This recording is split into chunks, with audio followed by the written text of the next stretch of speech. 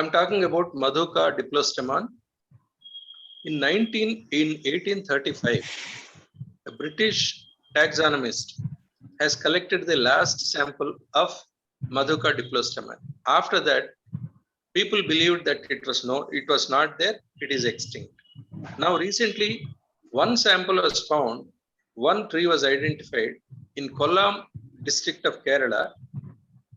So altogether, now in the whole world, in India, in the whole world, only one sample of Madhuka diplostemon is available. When only one sample is available in one locality, how do you classify this? This can be classified as critically endangered species as per Iucn classification. Next, Project Loon. Project Loon, L-O-O-N. Project Loon is a Google subsidiary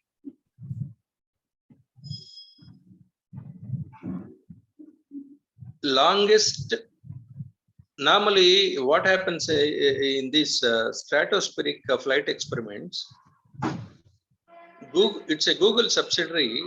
The objective of Google is that it has to maintain network connectivity to all groups, all rural and remote areas, remote communities of world. Google has an objective to maintain the connectivity. Somewhere the signal will not be good, somewhere it will not reach. So Google doesn't want that kind of thing happen to any particular community or any remote area. Normal method of creating connectivity through optic fiber, that it will not work out in remote areas. So what it has done, it has sent a flight into the stratosphere after 50 kilometers. It has sent a flight into stratosphere wherein it stays for a limited number of periods. The flight carries bubbles, air bubbles, bubbles filled with helium gas, and it used to fly the balloons there. The balloons were attached to the flight stays in the air, and then balloon will be sent into the air but attached to the flight. In that way, it was maintaining connectivity, kind of additional data connectivity Google used to provide through air balloons attached to a flight sent into stratosphere. Last time, but air balloon, what happens now when you are filling helium air into that, the maximum capacity is 100 days. Balloon, no, the air will be exhausted in 100 days. Again, now you have to come back. Again, another set of air balloons have to be sent. Recently, a stratospheric flight which was sent by Google has stayed in the stratosphere for 312 days. That is the longest record for any stratospheric flight. Balloons, air will be there inside. For each balloon, a solar panel will be there. So it derives energy from the solar panel, and then air balloon, that helium gas, through interconnectivity, it will be there, and then it used to provide connectivity to the remote areas of the world. Helium-filled balloons create aerial wireless network. How helium balloons will create a network to the people on the earth? It creates a wireless network among itself. So people draw signals from the wireless. So that is Project Loon. Next point is aquaponics. Aquaponics. Aquaculture, hydroponics, both combined is aquaponics. Aquaculture is to maintain fish, is to culture fish, pisciculture, aquaculture, fish, prawn, anything no of commercial value, you can do that.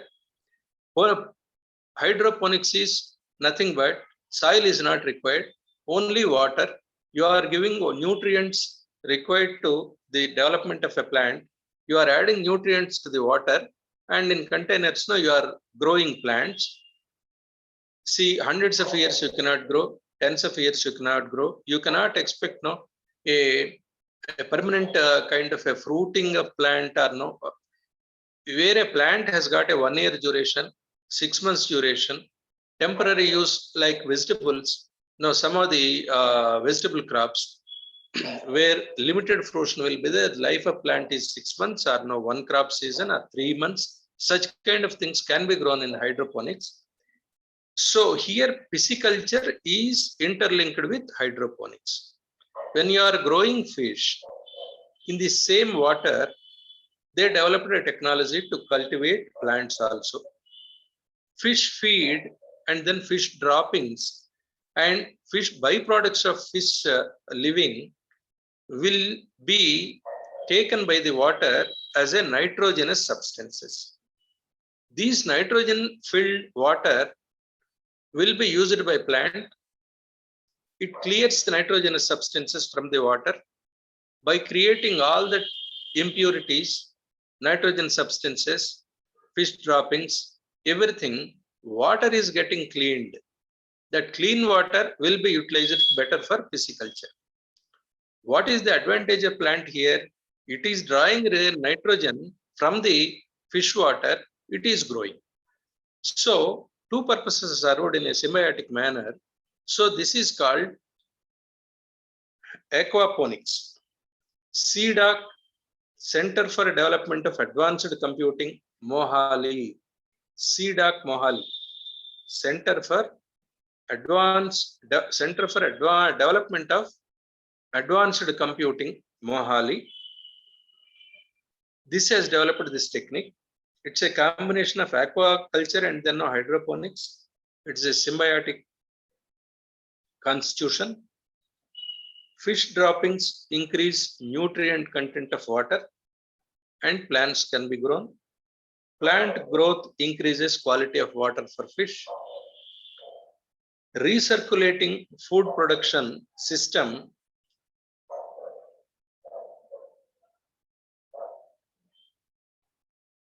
it uses during this recirculation process, it uses 10% of the water normally required for fish farming. That means now quantity of water, every time you need to know whenever quality of water is getting impure, you have to remove water and add no fresh water to that. In this process, in the hydroponics process, when plant is taking the impurities of fish water, it is saving 10% of the water normally you use in pisciculture. I think we can close it for today.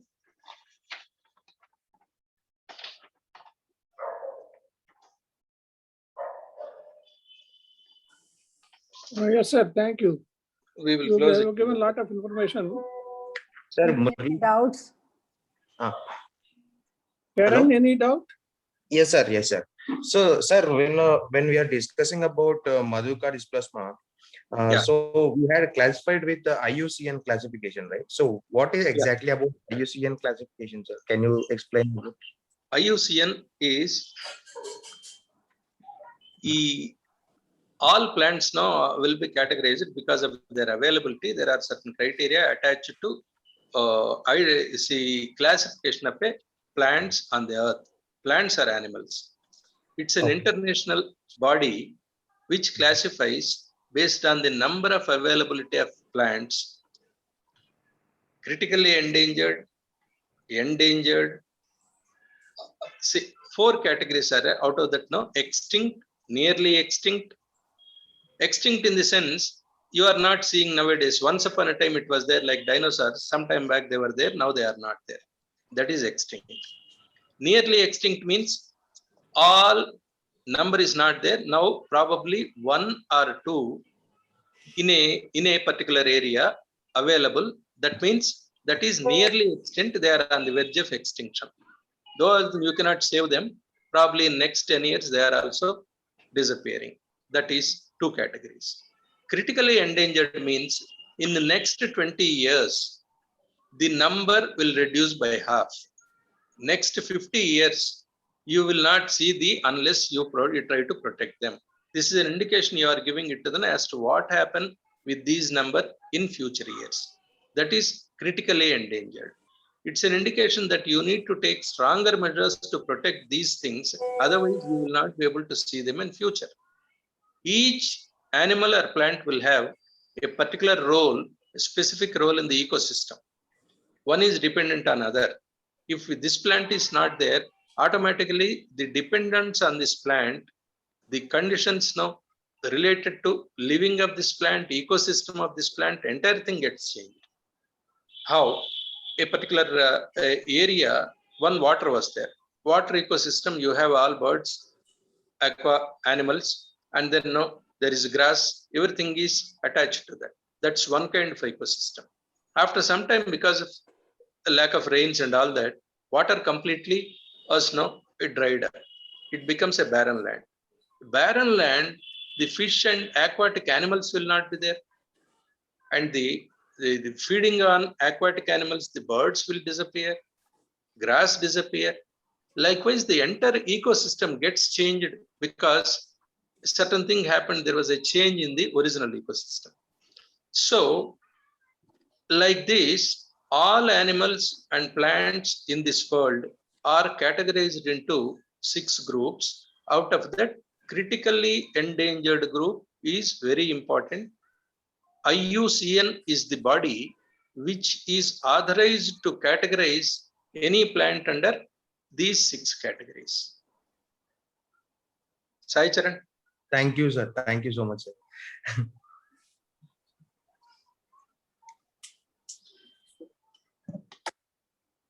Any other question from anybody?